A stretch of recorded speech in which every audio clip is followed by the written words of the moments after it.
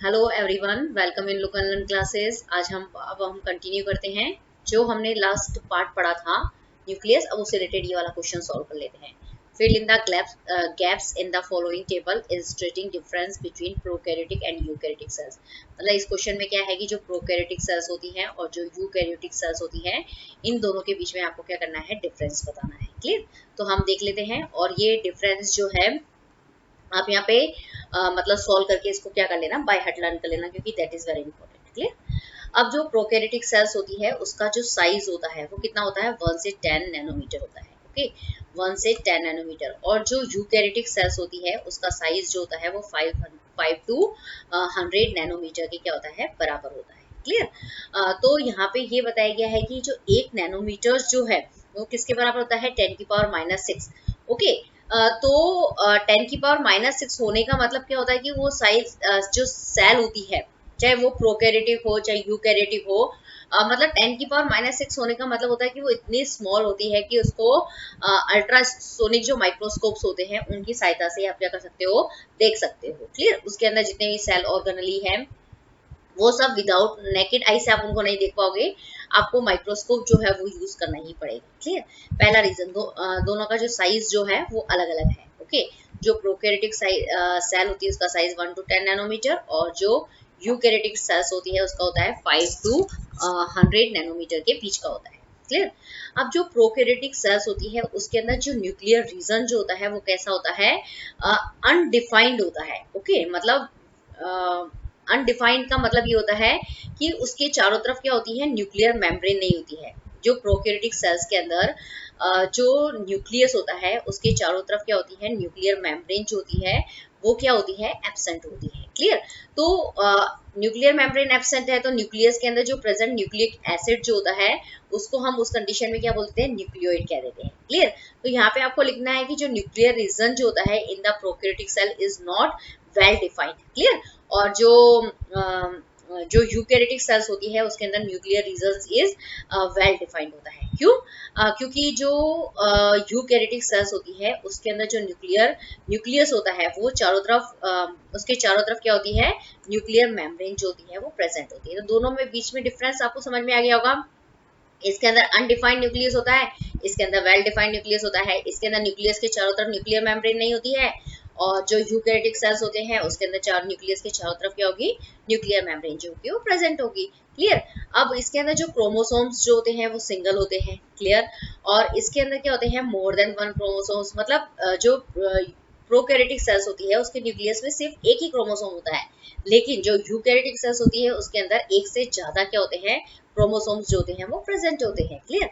अब fourth step ये है कि membrane bound cell organelle absent होते हैं प्रोकैरियोटिक सेल्स के अंदर। मतलब जो प्रोकैरियोटिक सेल्स होती है उसके अंदर जो सेल ऑर्गेनली होते हैं, मतलब वहां पे हमें जो सेल ऑर्गेनली जो दिखाई देता है वो सिर्फ राइबोसोम होता है।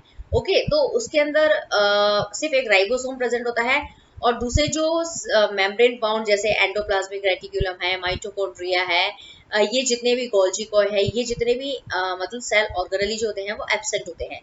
लेकिन यूकैरियोटिक सेल के अंदर मतलब जितने भी मेम्ब्रेन बाउंड सेल ऑर्गेनली जो होते हैं वो क्या होते हैं, प्रेजेंट होते हैं। आप इसको पिक्चर से देख सकते हैं, या फिर हम वापस चलते हैं, ये है प्रोकैरियोटिक सेल। तो इसके अंदर प्रोकैरियोटिक सेल्स के अंदर आप देखेंगे तो सेल ऑर्गेनली के अंदर आपको सिर्फ दिखाई देता है राइबोसोम। तो राइबोसोम है। ओके, तो इसके अलावा जो मेम्ब्रेन बाउंड सेल ऑर्गेनली जो होते हैं ना, इस प्रोकैरियोटिक सेल्स के अंदर क्या होते हैं, एब्सेंट होते हैं। अब हम चलते हैं यूकैरियोटिक सेल्स के। आप जब स्ट्रक्चर देखेंगे तो यूकैरियोटिक सेल्स जो होती है ना इसके अंदर क्या होंगे कि जो सेल होती है उसके अंदर गोल्जी अपैरेटस है, एंडोप्लाज्मिक रेटिकुलम है, सेंट्रियोल है, लाइसोसोम है, राइबोसोम है, माइटोकॉन्ड्रिया है। एंडोप्लाज्मिक रेटिकुलम जो है वो है, मतलब दो तरह की होती है ना।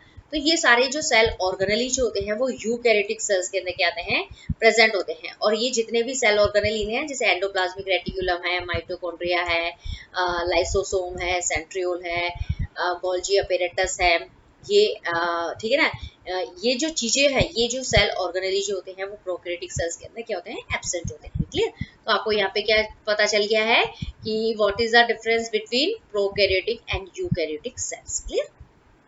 अब हमारा नेक्स्ट टॉपिक है सेल ऑर्गेनली क्या होते हैं। Every cell has a membrane around it to keep its own contained, separate from the external environment. Large and complex cells, including cells from multicellular organisms, need a lot of chemical activities to support their complicated structures and functions. To keep these activities of different kinds of separate from each other, these cells use membrane-bound little structures within themselves. Clear?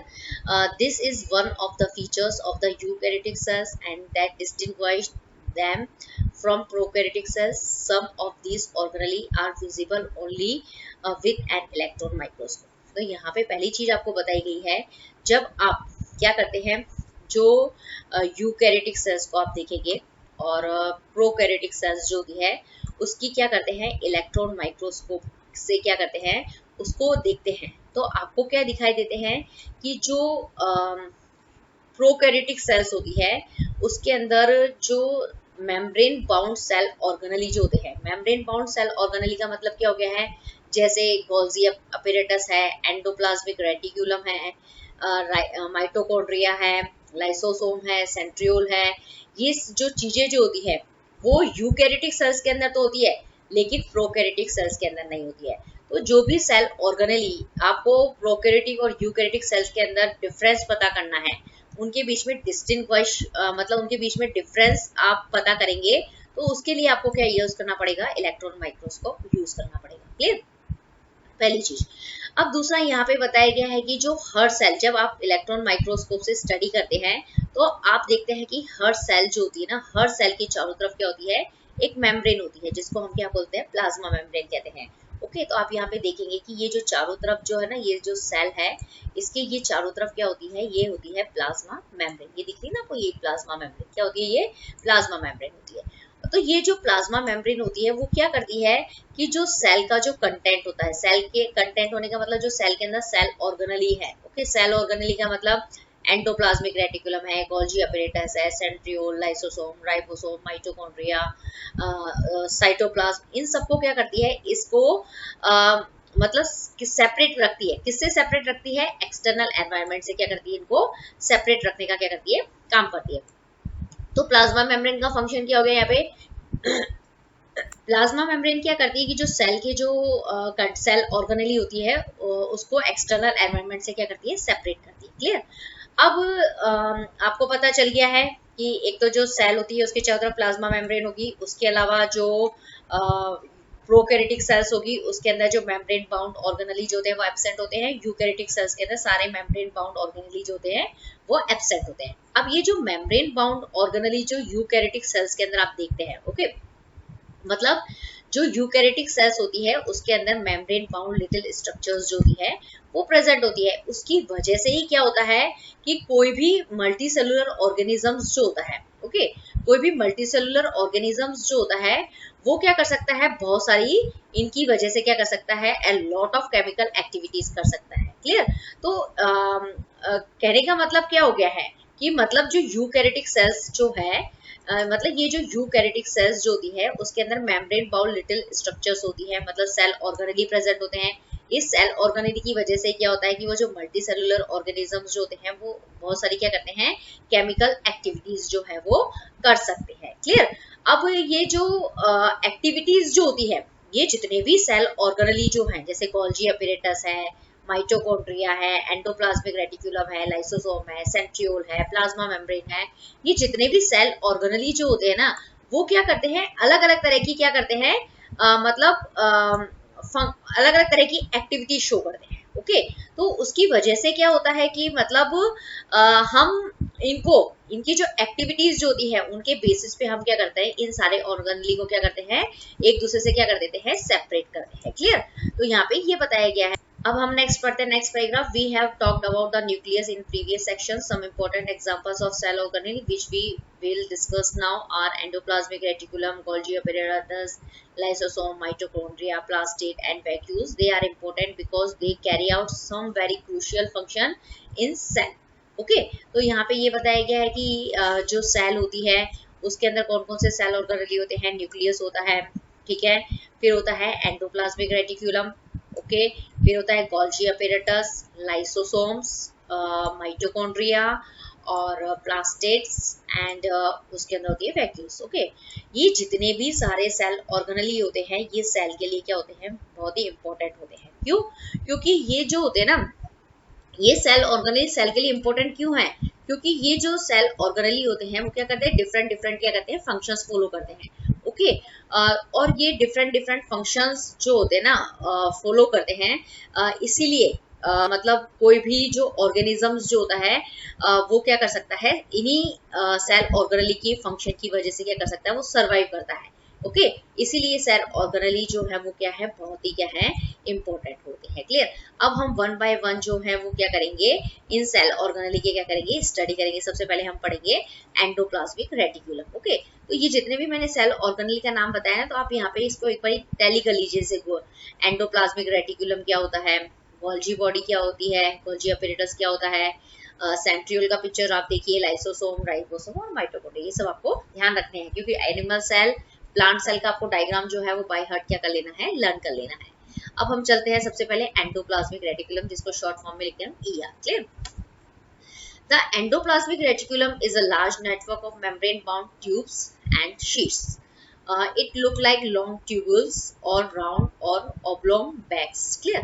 तो यहाँ पे ये बताया गया है कि आप जब इसके अंदर देखेंगे ना, तो ये जो एंडोप्लाज्मिक रेटिकुलम जो है वो आपको यहाँ पे किसके बाहर दिखाई देगी, न्यूक्लियस की। ये जो न्यूक्लियस है, ये वाला जो हिस्सा होता है ये होता है न्यूक्लियस। ओके, ये वाला जो पोर्शन है ना, इसको हम बोलते हैं न्यूक्लियस। क्लियर? इसके चारों तरफ जो है वो आपको ये जो चीज दिख रही है ना, ये चीज जो दिख रही है वो क्या है, एंडोप्लाज्मिक रेटिकुलम है। क्लियर? ये वाला पोर्शन जो है वो एंडोप्लाज्मिक रेटिकुलम है। ओके, अब यहाँ पे अब हम कंटिन्यू करते हैं एंडोप्लाज्मिक रेटिकुलम, इसको शॉर्ट में आप ER भी लिख सकते हैं। The endoplasmic reticulum is a large network of membrane bound tubes and sheet. It look like long tubules or round or oblong bags. Clear? तो यहाँ पे ये बताया गया है कि जो एंडोप्लाज्मिक रेटिकुलम जो होता है, ओके, ये क्या है, सबसे पहले मेम्ब्रेन बाउंड ऑर्गेनली है। क्लियर?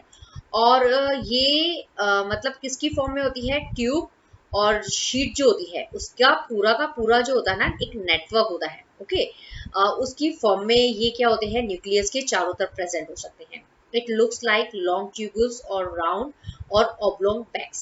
और या तो ये क्या होती है, ट्यूब्स की फॉर्म में हो सकती है, या शीट की फॉर्म में हो सकती है, या फिर लंबी लंबी जो लॉन्ग ट्यूब्यूल्स होती हैं उनकी फॉर्म में भी आपको सेल में देखने को मिल सकती है, या कोई राउंड मतलब शेप हो उसकी फॉर्म में भी आप देख सकते हो, या फिर वेसिकल्स की फॉर्म में, बैग्स की फॉर्म में भी आप क्या कर सकते हो, उसको देख सकते हो।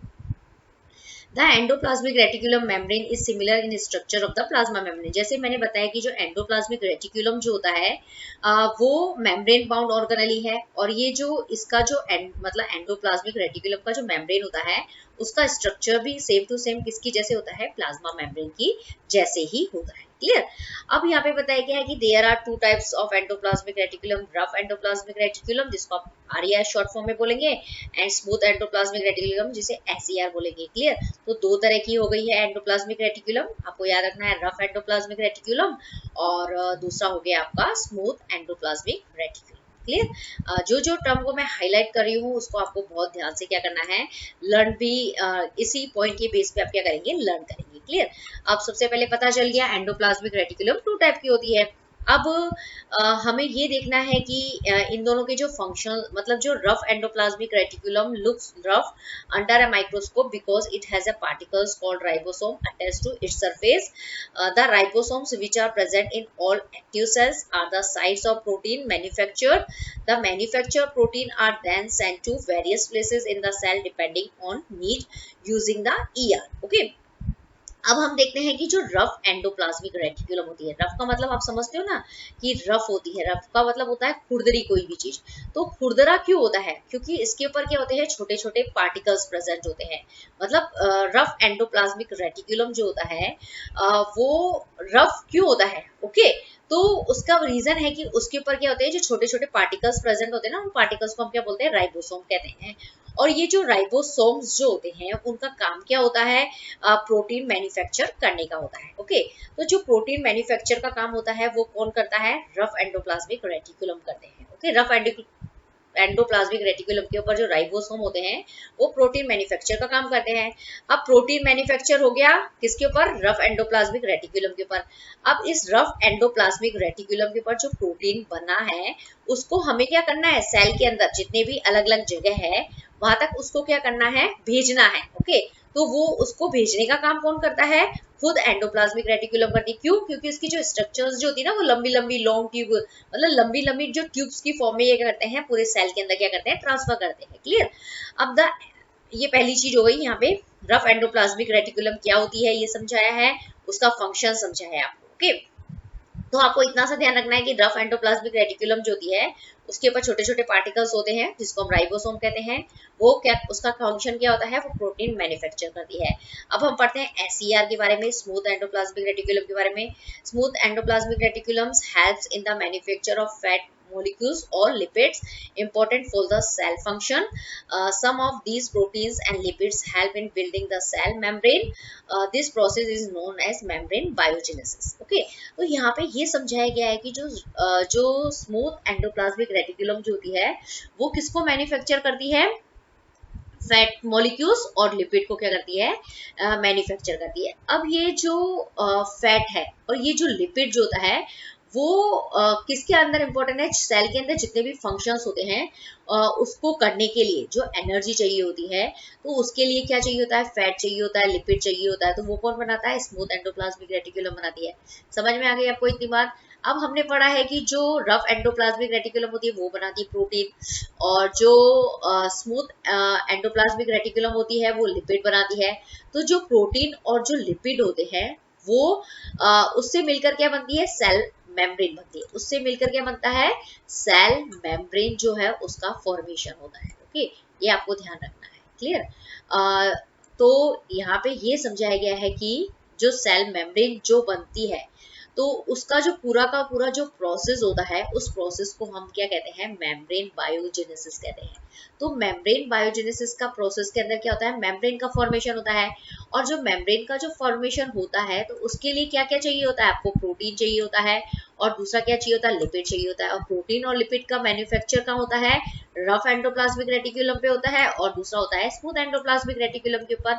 तो मेम्ब्रेन बायोजेनेसिस के अंदर कौन सा सेल ऑर्गेनेली जो है वो इंपॉर्टेंट है, एंडोप्लाज्मिक रेटिकुलम जो है वो इंपॉर्टेंट है, आपको यहाँ पे समझाना है। और ये जो मेम्ब्रेन बायोजेनेसिस का प्रोसेस क्या होता है वो भी आपको ध्यान रखना है। मेम्ब्रेन का मतलब मेम्ब्रेन जो होती है, बायो का मतलब बायोजेनेसिस का मतलब फॉर्मेशन करना, तो मेम्ब्रेन का फॉर्मेशन करना। क्लियर। तो आपको ये टर्म जो है वो बाय हार्ट जो है वो लर्न कर लेनी है। Clear. Some other proteins and lipids function as enzymes and hormones. Although the endoplasmic reticulum varies greatly in appearance in different cells, it always form a network system. तो यहाँ पे बताया गया है कि जो एंडोप्लाज्मिक रेटिकुलम बनाती है, रफ एंडोप्लाज्मिक रेटिकुलम जो होती है वो क्या बनाती है, प्रोटीन बनाती है। ओके, रफ एंडोप्लाज्मिक रेटिकुलम क्या बनाती है, प्रोटीन बनाती है, और स्मूथ एंडोप्लाज्मिक क्या बनाते हैं, लिपिड बनाते हैं।